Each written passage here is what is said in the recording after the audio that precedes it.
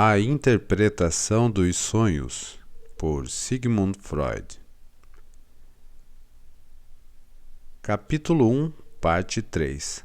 A literatura científica sobre os problemas dos sonhos, os estímulos e as fontes dos sonhos.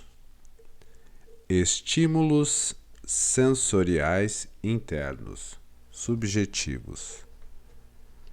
Não obstante qualquer objeções em contrário, devemos admitir que o papel desempenhado na causação dos sonhos pelas excitações sensoriais objetivas durante o sono permanece indiscutível.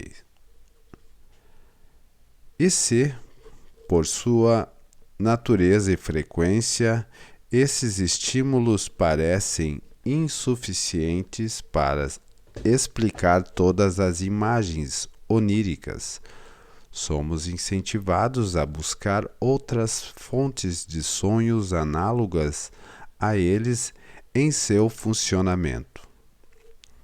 Não sei dizer quando despontou pela primeira vez a ideia de se levarem em conta as excitações internas, subjetivas, dos órgãos dos sentidos, juntamente com os estímulos sensoriais externos.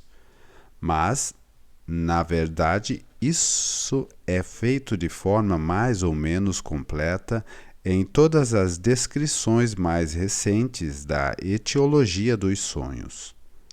Abre aspas. Um papel essencial é também desempenhado, creio eu, fecha aspas, escreve Undit, 1856, abre aspas, na produção das ilusões que ocorrem nos sonhos, pelas sensações visuais e auditivas subjetivas que nos são familiares, no estado de vigília, como as áreas amorfas de luminosidade que se tornam visíveis para nós quando o nosso campo visual é obscurecido, como o nítido ou o zumbido nos ouvidos, e assim por diante. Especialmente importante entre elas são as excitações subjetivas da retina. É dessa forma que se deve explicar a notável tendência dos sonhos a fazerem surgir diante dos nossos objetos semelhantes ou idênticos, em grande número. Vemos diante de nós inúmeros pássaros, borboletas, peixes, contas coloridas, flores, etc. Aqui a poeira luminosa, no campo obscurecido da visão, assume uma forma fantástica e os números pontos de que ela se compõe são incorporados ao sonho como um número equivalente de imagens separadas. E estas, em vista de sua mobilidade, são consideradas como objetos móveis. Isso também constitui a base da grande predileção demonstrada pelos sonhos por toda sorte de figuras de animais, pois a variedade de tais formas pode se ajustar facilmente à forma específica assumida pela imagem luminosas subjetivas. Os estímulos sensoriais subjetivos, como fonte do sonho, têm a vantagem óbvia de que, ao contrário dos estímulos objetivos, eles são independentes de acidentes externos. Eles são, no entanto, tão inferiores aos estímulos sensoriais objetivos que o papel do incitador de sonhos, que a observação e a experiência provaram para o último, Pode ser verificado, no caso deles, apenas com dificuldade ou nunca. A principal prova em favor do poder de instigação de sonhos das excitações sensoriais subjetivas é fornecida pelo que conhece como, abre aspas, alucinações hignagógicas, fecha aspas, ou para empregar a expressão de Johannes Miller, 1826, abre aspas, manifestações visuais fantásticas, fecha aspas. São aquelas imagens muito vivas e mutáveis que ocorrem regularmente em muitas pessoas durante o período de adormecimento e que pode permanecer por muito tempo mesmo depois de os olhos serem abertos. Maury, que ficou consideravelmente perturbado por elas, submeteu-se a um estudo minucioso e sustentou que elas estão relacionadas ou bastante idênticos a imagens oníricas. Isto já foi afirmado por Miller. Para traduzi-las, diz ele, Maury, 1878, é necessária uma certa dose de passividade mental, um relaxamento do esforço de atenção.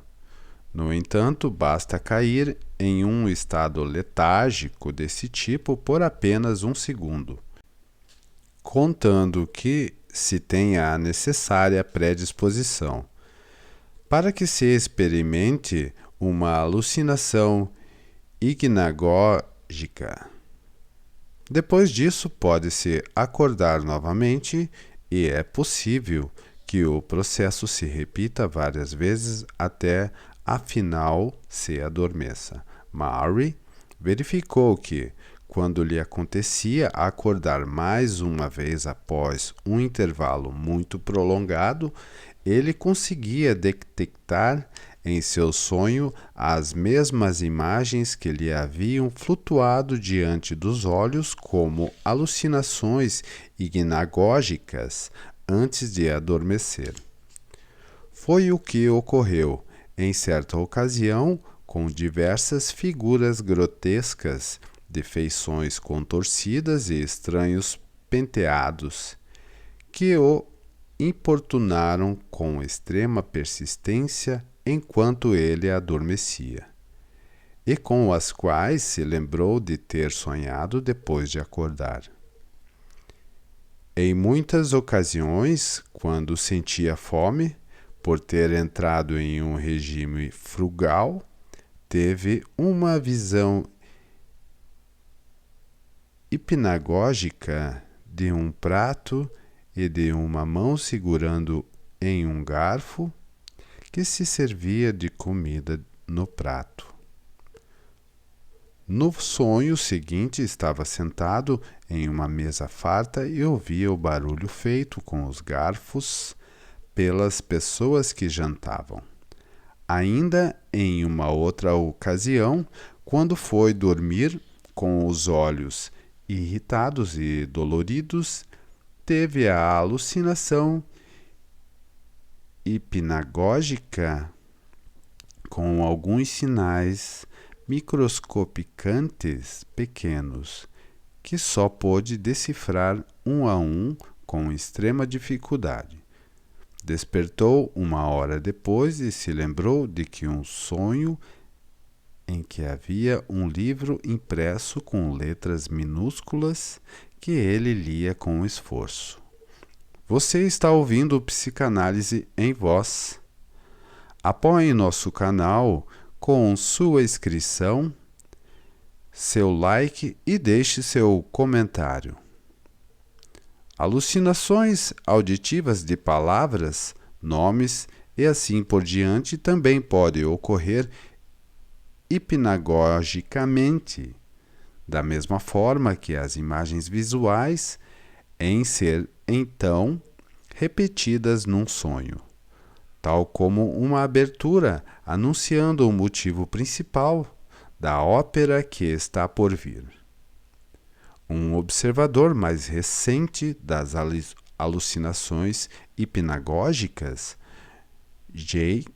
Trumbull Land, 1892, seguiu a mesma orientação de Miller e Maury. Depois de praticar um pouco, ele conseguiu adquirir a faculdade de se despertar repetidamente sem abrir os olhos, 2 a 5 minutos após haver adormecido gradualmente.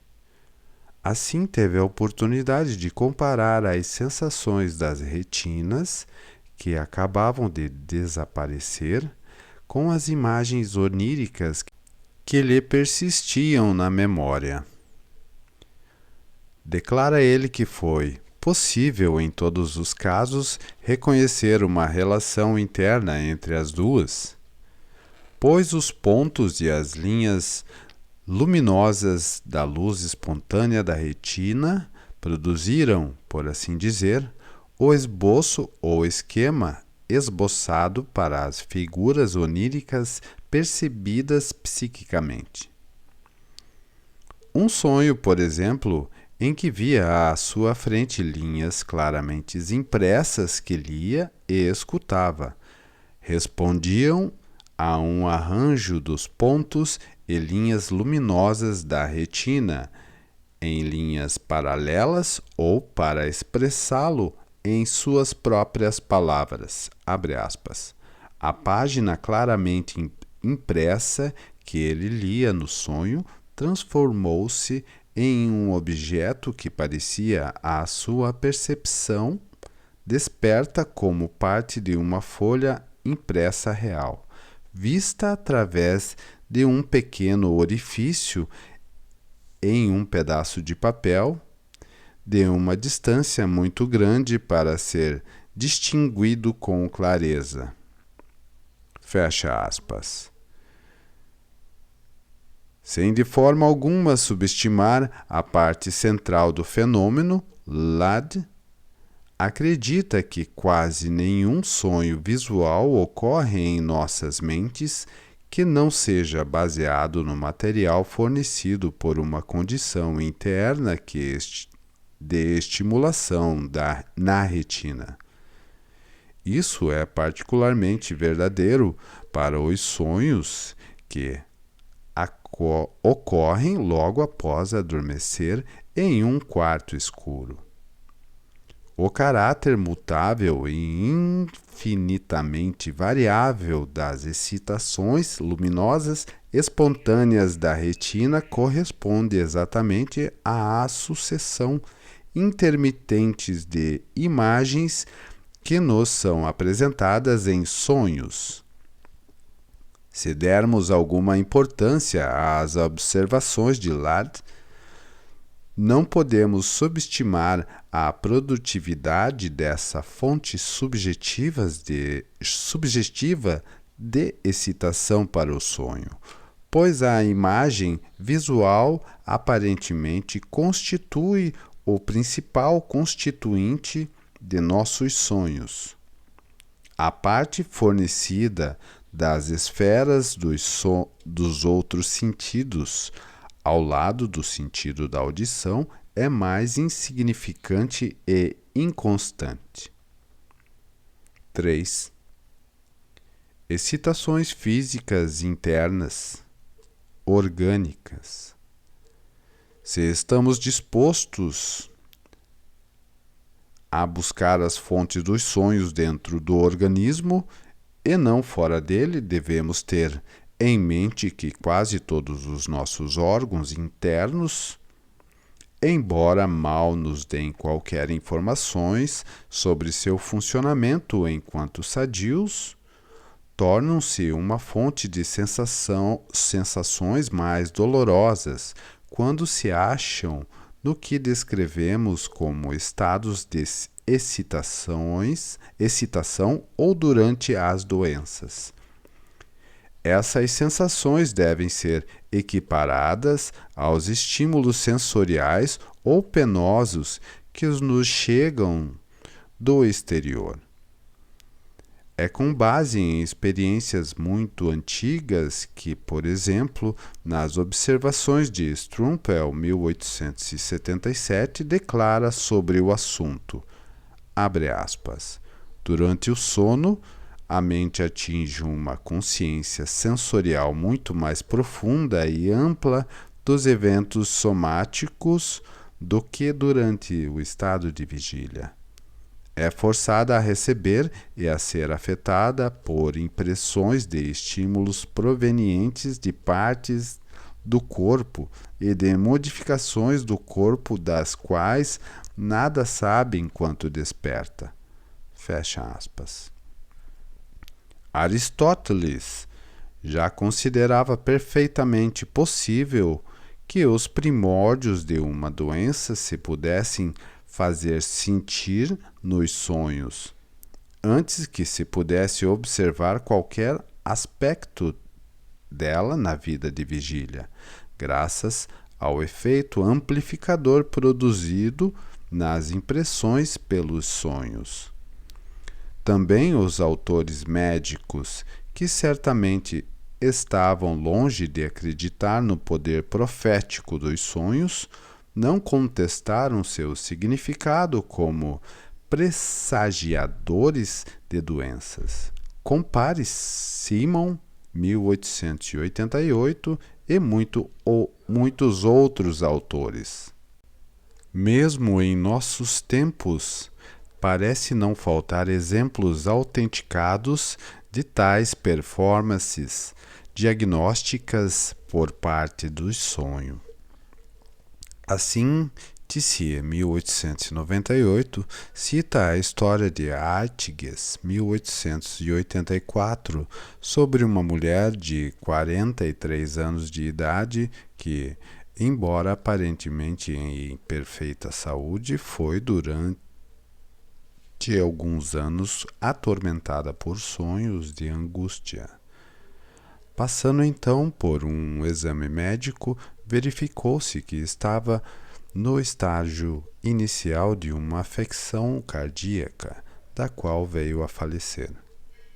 Perturbações dos órgãos internos agem, obviamente, como instigadores de sonhos em inúmeros casos. A frequência dos sonhos de angústias nas doenças do coração e dos pulmões é geralmente admitida. Realmente, essa faceta da vida onírica é colocada em primeiro plano por tantas autoridades que me contento com uma mera referência à literatura.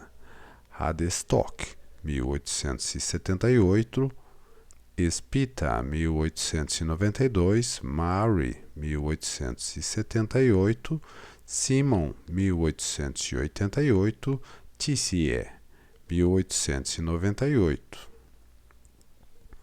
Tissier até supõe que os órgãos doentes imprimem no conteúdo do sonho seus traços característicos.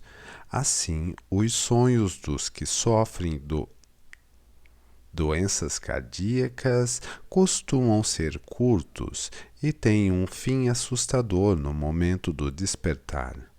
Seu conteúdo quase sempre inclui uma situação que implica uma morte horrível.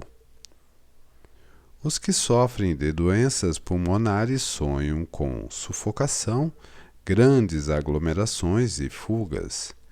Estão notavelmente sujeitos ao conhecido pesadelo, que Boerner conseguiu produzir experimentalmente deitando-se com o rosto no chão e fechando as aberturas dos órgãos respiratórios.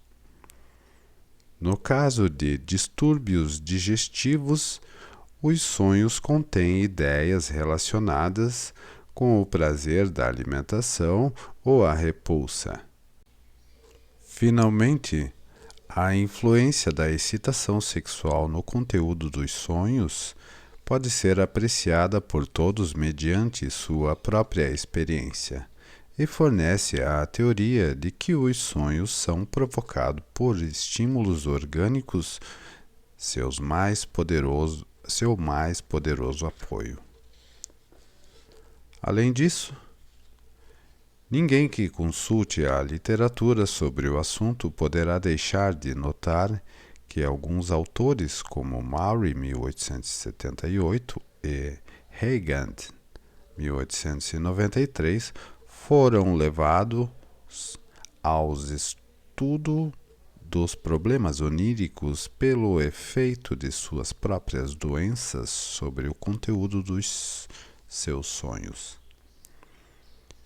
O acréscimo à fonte de sonhos a partir desses fatos estabelecidos não é tão importante quanto se poderia ser levado a supor, pois o sonho é um fenômeno que ocorre em pessoas saudáveis, talvez em todas as pessoas, e todas as noites, e um estado patológico dos órgãos aparentemente não é uma de suas condições indispensáveis. Para nós, entretanto, a questão não é de onde se originam sonhos específicos, mas qual podem ser a fonte estimulante para os sonhos comuns de pessoas normais. Mas basta dar um passo adiante para encontrar uma fonte de sonhos que seja mais prolífica do que qualquer uma das mencionadas acima, que de fato promete ser inesgotável em todos os casos. Se verificar que o interior do corpo, quando se acha enfermo, torna-se uma fonte de estímulo para os sonhos.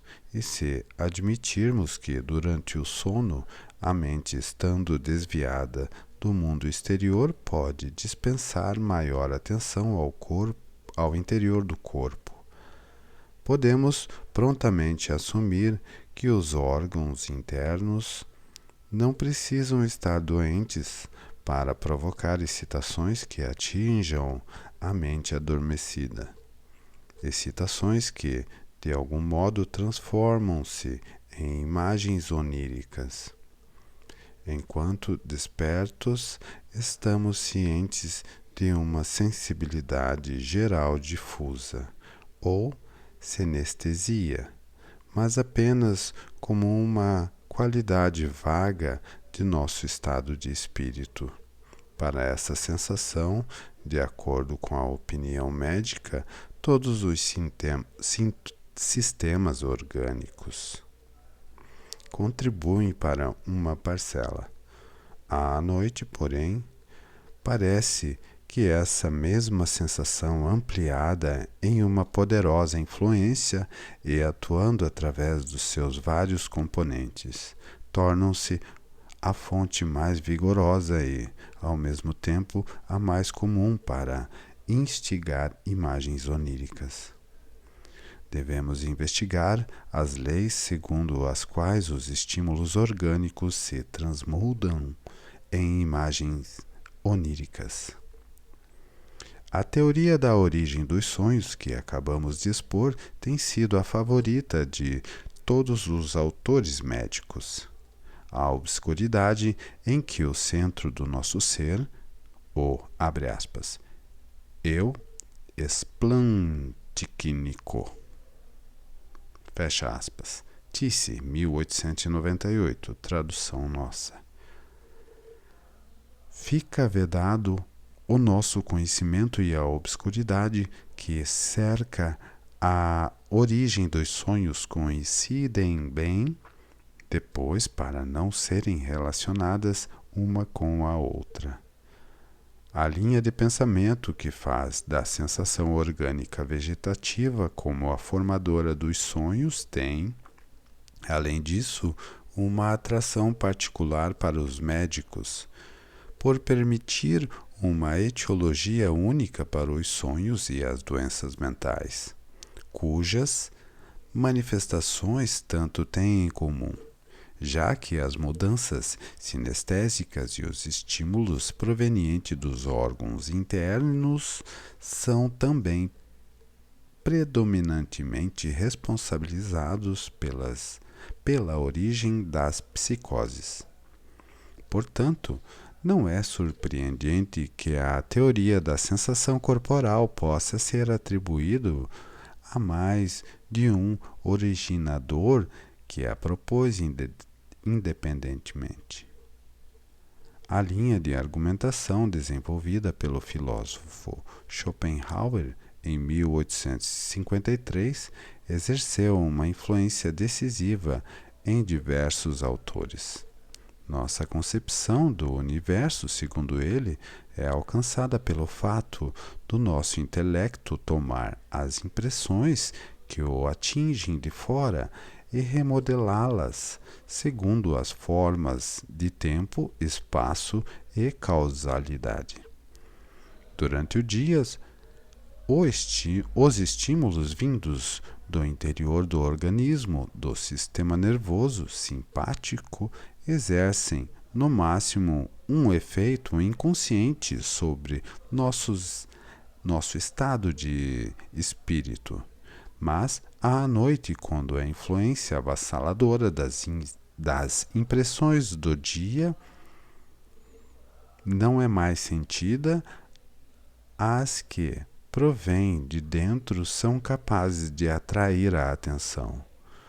Do mesmo modo que à noite podemos ouvir o murmúrio de um regato que é abafado pelos ruídos diurnos. Mas como pode o intelecto reagir a esses estímulos se não exercendo sobre eles sua própria função específica? Os estímulos, por conseguinte, são remodelados como formas que ocupam espaço e tempo e obedecem às regras da causalidade, e assim surgem os sonhos.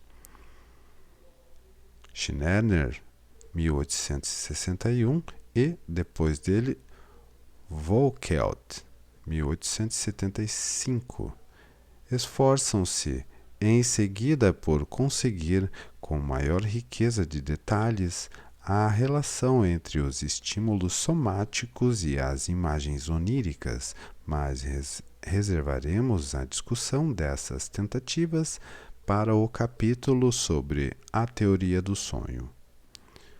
O psiquiatra Krauss, 1859, em um estudo particularmente lógico em seu desenvolvimento, reconstrói a origem dos sonhos de delírios, de um lado, e das desilusões, de outro, até o mesmo fator, a saber, sensações organicamente determinadas.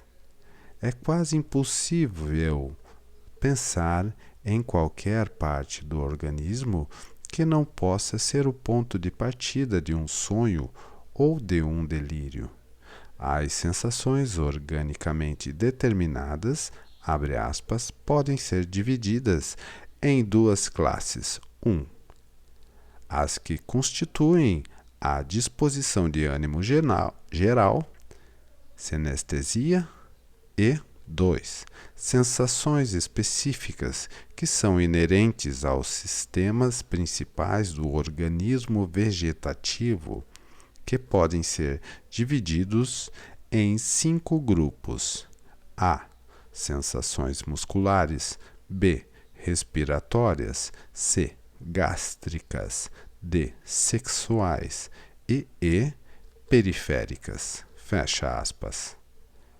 Krauss supõe que o processo pelo qual as imagens oníricas surgem, com base nos estímulos somáticos, é o seguinte: a sensação despertada evoca uma imagem cognata, de conformidade com alguma lei de associação, Combina-se com a imagem de uma estrutura orgânica, à qual, no entanto, a consciência reage anormalmente, pois não presta nenhuma atenção à sensação e dirige toda ela para as imagens concomitantes.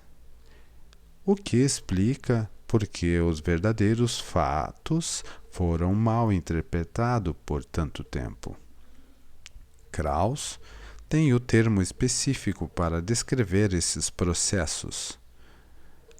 Abre aspas, transubstanciação, fecha aspas, das sensações em imagens oníricas.